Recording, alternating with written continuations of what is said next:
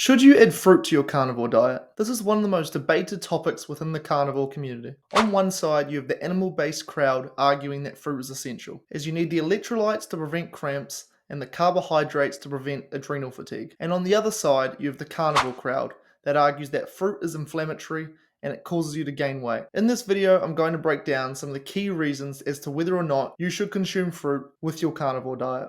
And at the end, I've done a spreadsheet which summarizes exactly who would benefit from adding fruit to their diet and who should avoid it at all costs. Now, obviously, fruit has some pros to it, one of which being that it tastes amazing. And because it tastes so amazing, many people would love to include it in their diet. In order to justify having fruit, there are a number of reasons that are commonly thrown around.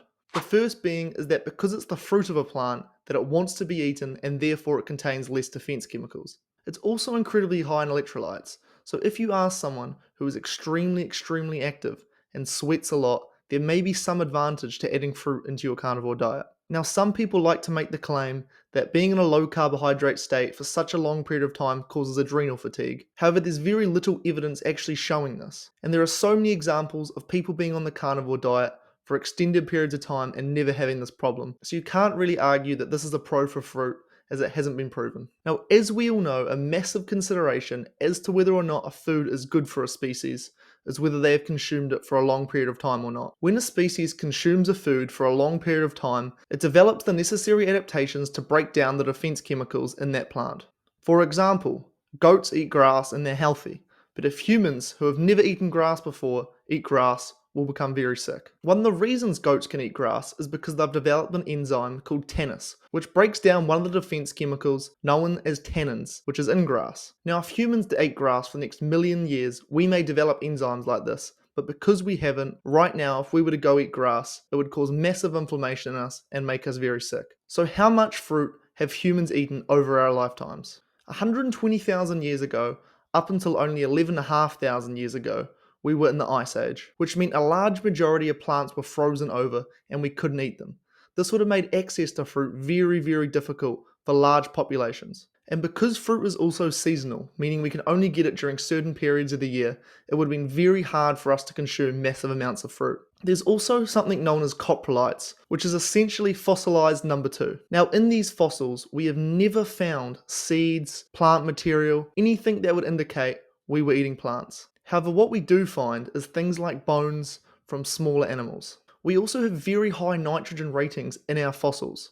In fact, it's higher than every other species on the planet. The higher the nitrogen ratings are, the more carnivorous a species was. There's no way we can be absolutely certain, but the fact that we have none of these adaptations like goats and other animals have, it's pretty likely that we weren't consuming massive amounts of fruit, which means these defense chemicals are probably going to impact us in some way. Another problem with fruit is that it's not real anymore. There are so many fruits in our stores that are genetically modified organisms. Essentially, what this means is that they find a certain trait in a fruit that they like.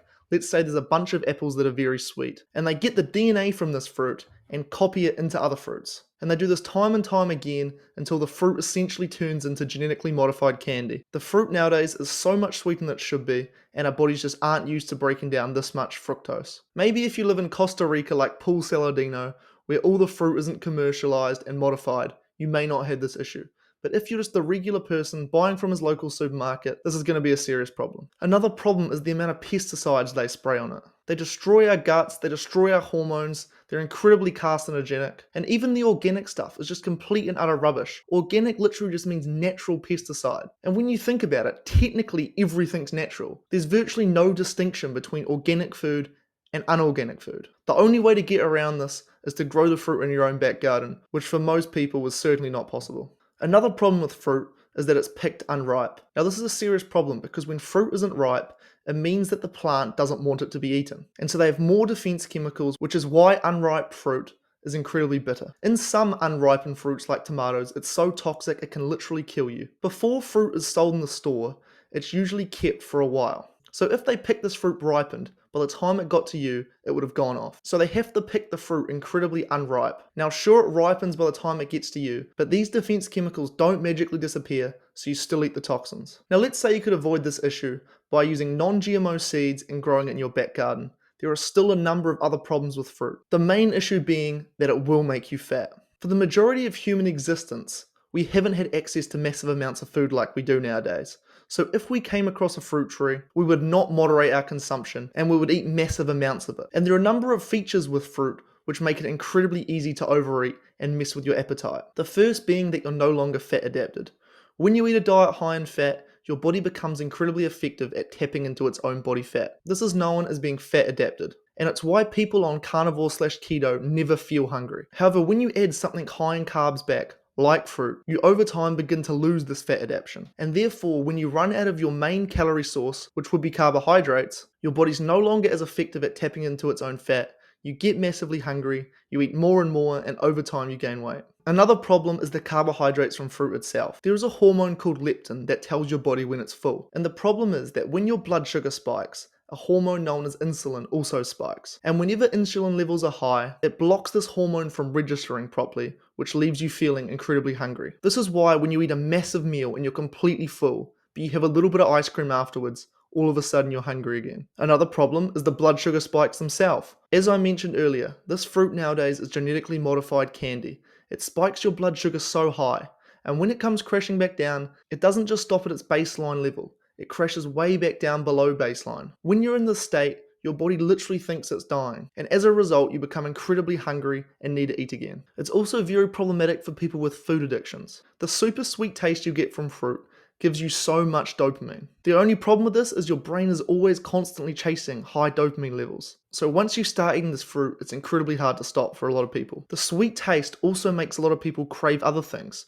which can lead to you going completely off the rails and just blowing your whole diet. Another problem with fruit is digestive issues. Now, as anyone with gut issues in the past will know, fructose is one of the main FODMAPs. FODMAPs are essentially the group of foods that are most common in causing digestive issues. So for some people, this fructose is going to be incredibly hard to break down, and you're going to have stomach issues if you include it. Now, a lot of people like to argue that fiber is beneficial, and that including fruit with your carnivore diet will actually help your digestion. Now, I seriously struggle to see the logic behind that. If fiber is so good for us, how come we literally cannot break it down? How come all our nutrients bind to it, and as a result, we can't absorb them? And how come whenever they do a study on fiber, the groups that have zero fiber actually have improved digestion over the high fiber groups? The only studies that show fiber to be beneficial are observational studies with massive healthy user bias issues. In my opinion, based on the evidence at the moment, I think a strict carnivore diet is the optimal diet. However, there are a few groups of people that might benefit or at least tolerate having some fruit in their diet. The main one being people who are very, very active, such as athletes. Now, this is an argument as to whether or not fruit's good for you, but more an argument as to whether or not you're going to get muscle cramps. Some people simply do just excrete so much sodium in their sweat. However, this is a very small subset of the population. And the other is if you live on a tropical island, you have no pesticides and no genetically modified fruit, then maybe it's okay. However, if you're prone to gaining weight, you're a diabetic, have a massive appetite, you've had food addiction issues in the past, or you have an autoimmune condition, then I would definitely recommend avoiding fruit. In conclusion, I think most people should avoid fruit. For the reasons mentioned earlier, I would definitely avoid store-bought fruit. There are more and more people that have been carnivore long term, so it's clear that it's a sustainable diet. Now, a little bit of fruit here and there is not going to kill you. So if you do decide to have some every now and then, I don't think it's a massive deal.